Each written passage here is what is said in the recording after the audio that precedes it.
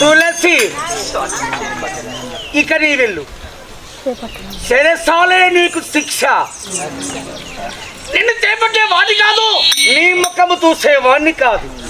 నా మాట స్వామి, నేను నీ భార్యను, హక్కి సాక్షిగా పెళ్లి చేసుకున్న నీ భార్యను. నా వందనుడుగుని నా తప్పులు క్షమించి నన్ను మన్నించి ఇక నా తప్పులు ఒప్పుగా మన్నించు స్వామి. తులసి ఆకర్షించిన అందముండగా ప్రయోజనం ఏమున్నది? ప్రేమించే మనసు లేనప్పుడు ఆకర్షించే అందం ఎందుకే?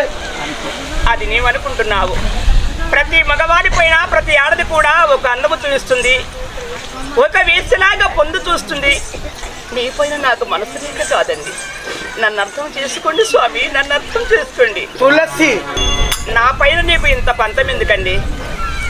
ఆడదానికి ఎంత రూపం ఉన్నా, ఆడదానికి ఎంత తెలివి ఉన్నా మగవానికి ఉందని ఆడది. ఇక నీకు ఇది విహితము కాదు, ఇది నీకు శ్రేష్కరము కాదు. నా తప్పులు క్షమించు స్వామి. నా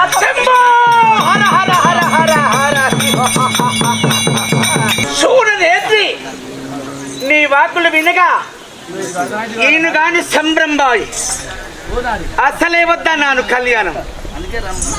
బలవంతము చేస్తే బలవంతానికి బాసింగనం కడితే భక్తుడు అవుతాడా? స్వామి ఏమది?